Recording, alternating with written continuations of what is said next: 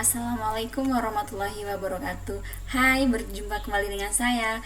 Jika kemarin kita sudah membahas tentang nilai regresi, hari ini kita akan membahas tentang perbedaan nilai rata-rata untuk sampel bebas, tak bebas, dan tak homogen. Sebelum kita memasuki bagaimana cara mencari nilai-nilai tersebut dengan menggunakan aplikasi SPSS, izinkan saya membaca pantun terlebih dahulu ya teman-teman. Tambah segelas air hangat, biar manis, tambahlah coklat. Assalamualaikum wahai sahabat, ayo ceria, tetap semangat. Perkenalkan, nama saya Erawati dengan NIM atau NPM A2A023005. Saya adalah mahasiswa Magister Pendidikan Bahasa Indonesia di Universitas Bengkulu, yang tentunya kali ini kita akan mencari nilai perbedaan rata-rata untuk sampel bebas, tak bebas, dan tak homogen untuk memenuhi persyaratan mata kuliah Statistik Pendidikan yang diampu oleh Bapak Dr. Normanza SPD MPD. Baiklah teman-teman, sama seperti yang lainnya, sebelum kita memulai mencari nilai di aplikasi SPSS, tentunya kita harus memasuki di bagian Microsoft Excel terlebih dahulu ya teman-teman. Di sini nilainya sudah saya ketik di bagian di Microsoft Excel, yaitu kelas A dengan kelas B. Di sini kita akan mencari nilai rata-rata untuk sampel bebasnya terlebih dahulu ya teman-teman. Selanjutnya kita buka aplikasi SPSS seperti ini ya teman-teman.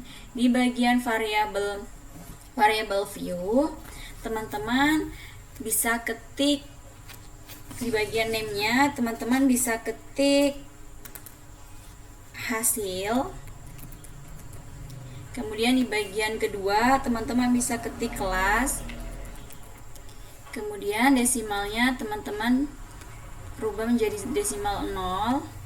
Kemudian di bagian label, teman-teman bisa ketik hasil belajar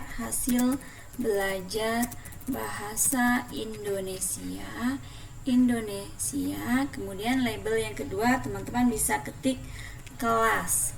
Kemudian di bagian values, bagian yang ini valuesnya 1, labelnya teman-teman boleh ketik kelas A, karena kita akan membandingkan antara kelas A dengan kelas B ya teman-teman. Kita klik OK. Kemudian di bagian values, bagian kolom kedua, kita klik valuesnya 2, labelnya kelas B. Kemudian ADD, kita klik OK lagi. Seperti ini teman-teman ya.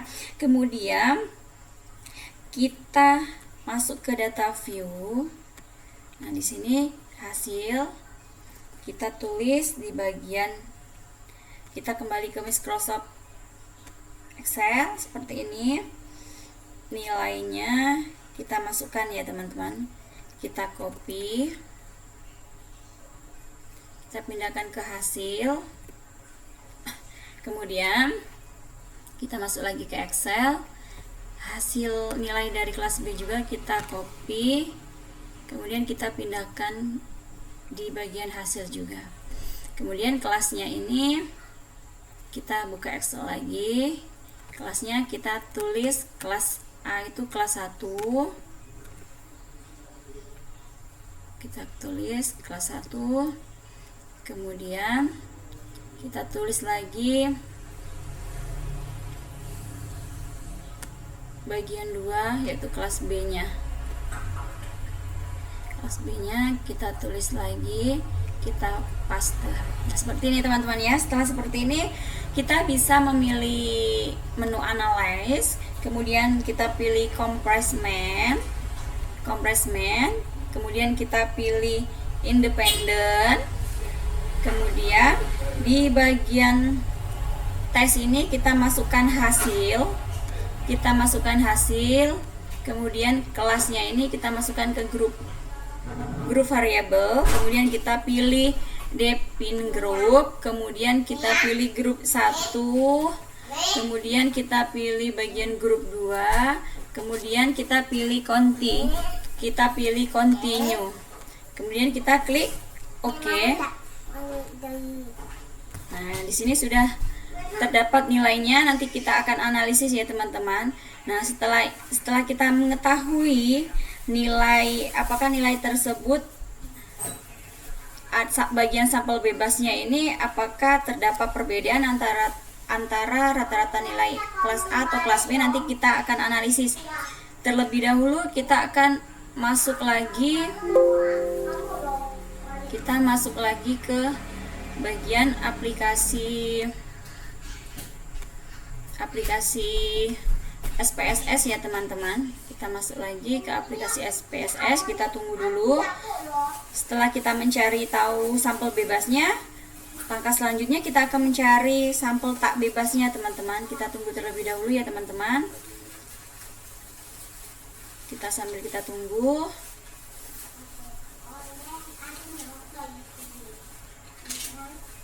Nah, setelah itu kita masuk lagi ke bagian variable view. Di bagian variable view ini, di bagian name ini kita tulis sebelum, dan bagian kolom 2 setelah.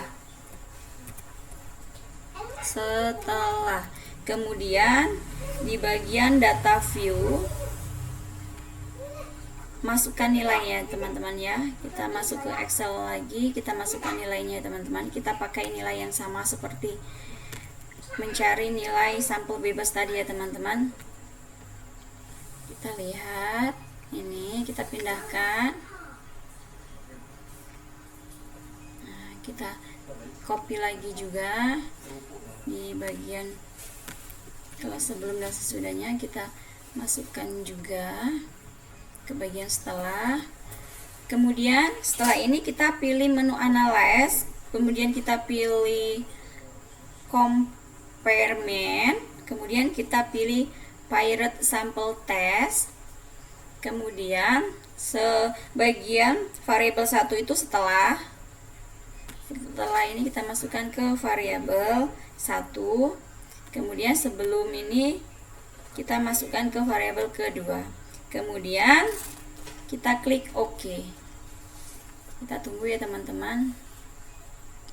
Nah, di sini datanya sudah terlihat ya teman-teman, bagian data sampel tak bebasnya. Nanti akan kita sama-sama analisis. Setelah kita sudah mencari tahu sampel bebas, sampel tak bebas, selanjutnya kita akan mencari tahu UJT apakah tak homogen atau homogen ya teman-teman.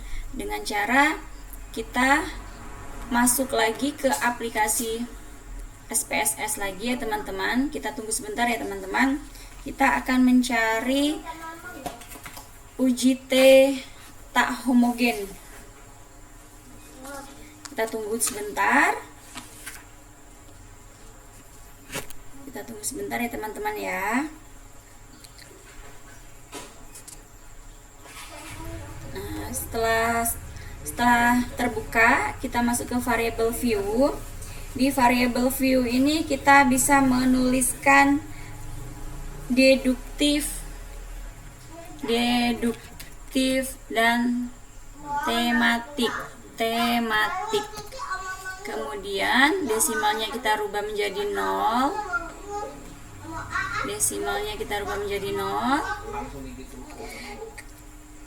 Kemudian di bagian data view deduktif kita tulis nilainya, kita lihat di bagian Excel, kita tulis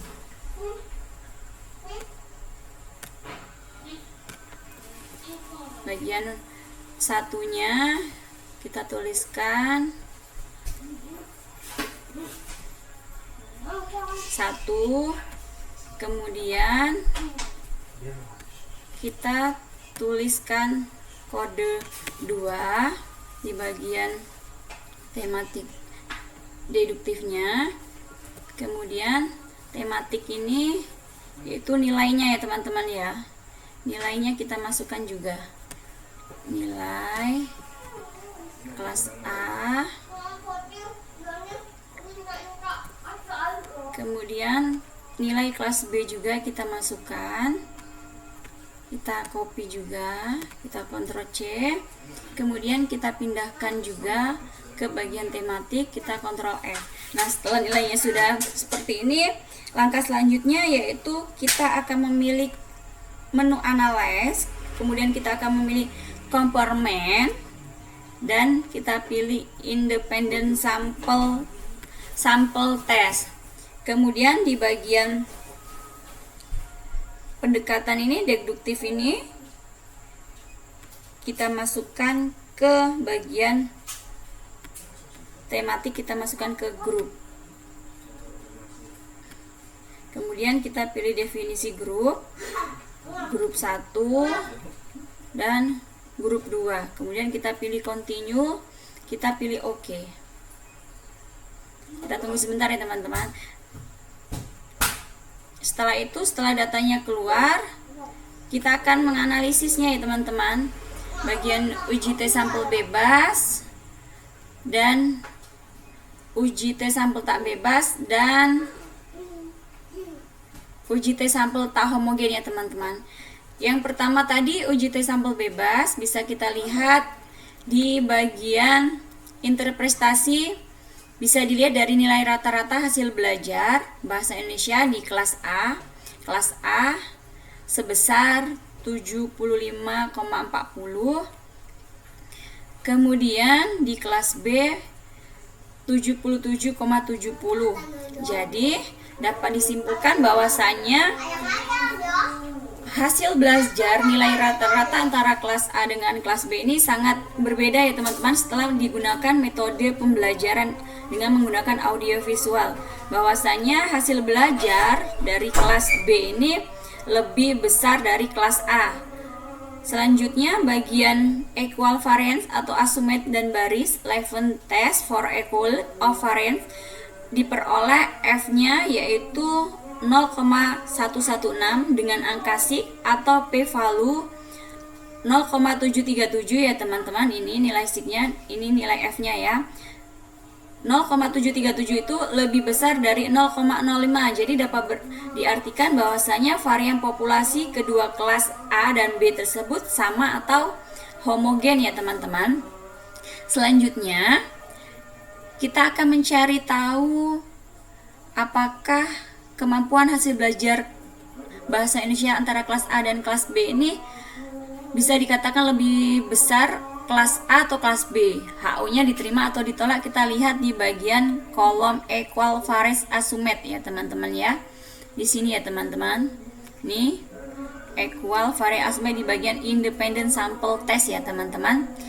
Teman-teman bisa lihat nilai equal variance assumed-nya pada baris t-test for equaliment diperoleh harga T. Harga T ini yaitu min 0,726 dan di F-nya 0,18 dibagi 2 yaitu 0 menjadi 0,09. 0,09 ini lebih besar dari 0,09 ini lebih kecil dari 0,05. 0,05 maksudnya 0,05 ini lebih kecil dari 0,09. Jadi dapat diartikan bahwasanya HO diterima. Dengan demikian hipotesis yang diajukan tidak teruji oleh data ya teman-teman, sehingga disimpulkan bahwa kemampuan hasil belajar bahasa Indonesia antara kelas A dan kelas B lebih besar kelas B ya teman-teman.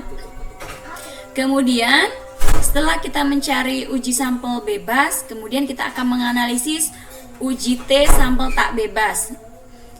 Cara untuk mencari tahu uji T sampel tak bebas yaitu dengan cara hasil belajar bahasa Indonesia sebelum diberikan media pembelajaran, apakah ada perbedaan antara kelas A dengan kelas B. Di sini setelah diberikan media pembelajaran audiovisual dari hasil belajar bahasa Indonesia untuk kelas A dengan kelas B, dia terdapat perbedaan ya, ada perubahan ya teman-teman sebelum diberikan nilainya yaitu 75,40. Kemudian setelah diberikan media pembelajaran dia meningkat menjadi 77,70. Jadi dapat dideskripsikan bahwasanya terdapat perbedaan rata-rata hasil belajar bahasa Indonesia sebelum dan sesudah diberikan pembelajaran dengan menggunakan media audio visual ya teman-teman. Ini bisa dilihat di bagian Pirate sampel statistiknya, ini bagian mean-nya ya, rata-ratanya ya teman-teman. Ini sebelum 7540 dan setelah 77,70. Jadi ada peningkatan. Kemudian selanjutnya pada tabel Pirate Sample Correlation diperoleh koefisien korelasi skor hasil belajar bahasa Indonesia antara sebelum dan sesudah diberi media audiovisual sebesar 0,909 dengan angka sig atau p-value-nya 0,000. Jadi lebih kecil dari 0,05 atau dikatakan tidak signifikan ya teman-teman. Kemudian selanjutnya pada tabel Pirate Sample Test diperoleh perbedaan mean atau rata-rata yaitu min 2,300 yang berarti selisih hasil belajar bahasa Indonesia antara setelah dan sebelum diberi media audio visual skor hasil belajar lebih tinggi daripada sebelum diberi media pembelajaran audiovisual ya teman-teman, setelah diperoleh STD error mean-nya yang menunjukkan angka kesalahan baku perbedaan rata-rata selanjutnya. Hasil terpenting dari tabel ini yaitu nilai statistik bagian T-nya ya teman-teman. Nilai statistik bagian T ini ya teman-teman. Nilai statistik bagian T bisa dilihat di bagian Pirate Sample Test-nya teman-teman ya. Yang mana nilai T-nya itu min 2,409 dengan DF 9 dan angka sig-nya atau p-value-nya 0,039. Yang mana 0,039 ini lebih 0,05 ini lebih kecil dari nilai p-value atau nilai sig-nya yaitu 0,039. Jadi dapat diartikan bahwasanya HO diterima ya teman-teman, yang diartikan bahwasanya dapat disimpulkan bahwa tidak ada pengaruh dari hasil belajar antara kelas A dengan kelas B setelah diberi media audiovisual ya teman-teman. Kemudian setelah kita mencari tahu uji bebas dan uji tak bebas, kemudian kita akan menganalisis uji T sampel tak homogen ya teman-teman. Dengan cara analisisnya yaitu yang pertama kita lihat pada tabel grup statistik terlihat rata-rata hasil belajar bahasa Indonesia dengan pendekatan tematik sebesar 77,70. Ini ya teman-teman, tematiknya 77,70. Kemudian setelah itu sebelum diberikan serta pendekatan deduktifnya sebesar 75,40 ya teman-teman. Ini ya teman-teman ya. Tematiknya ini. Nah ini ya, deduktif 75,40 dan tematik 77,70 ya teman-teman ya. Jadi dapat disimpulkan bahwasannya hasil belajar bahasa Indonesia dengan menggunakan pendekatan tematik lebih tinggi dari pendekatan deduktif ya teman-teman. Kemudian di bagian kolom equal variance assessment dan baris Levin test for equality diperoleh nilai F 0,116. Ini nilai F di bagian independent sample test ini, di bagian equal variance assessment ini 0,116 ini. Kemudian nilai F-nya itu dengan angka sig atau p-value-nya 0,737. Yang mana 0,737 ini atau 0,05 ini lebih kecil dari 0,737 ya teman-teman, yang berarti varian populasi kedua kelompok tidak homogen dan tidak hidrogen ya teman-teman ya. Kemudian setelah kita mencari tahu apakah nilai kedua sampel itu tidak homogen dan hidrogen, selanjutnya kita akan mencari tahu varian data tidak homogen atau hidrogen itu karena apa.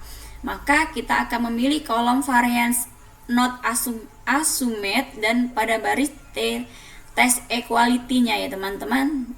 Di sini ya, equality variance non assessment di bagian bawah equal variance assessment ini ya teman-teman ya. Setelah kita mencari tahu nilai di bagian equal variance not assessment-nya, kemudian diperoleh nilai T-nya yaitu 17,998 dan angka sig-nya 2 tailetnya yaitu p-value 0,477. Nilai p-value atau sig 2 tailetnya 0,4 477 dibagi 2 menjadi 0,23, yang mana 0,05 ini lebih kecil dari 0,23. Jadi dapat diartikan bahwasanya HO-nya diterima ya teman-teman ya. HO-nya diterima. HO-nya ditolak, HO-nya ditolak ya teman-teman. Dengan demikian hipotesis diajukan teruji data sehingga hasil belajar bahasa lebih tinggi daripada kelas yang diberi pendekatan deduktif. Ini tadi karena 0,05 ini lebih kecil dari 0,23, jadi HO-nya ditolak ya teman-teman ya, ditolak bukan diterima. Maaf saya tadi salah bicara, HO-nya ditolak, yang mana dapat diartikan bahwasanya hipotesis diajukan teruji datanya sehingga hasil belajar bahasa Indonesia lebih tinggi daripada kelas yang diberi pendekatan deduktif ya teman-teman.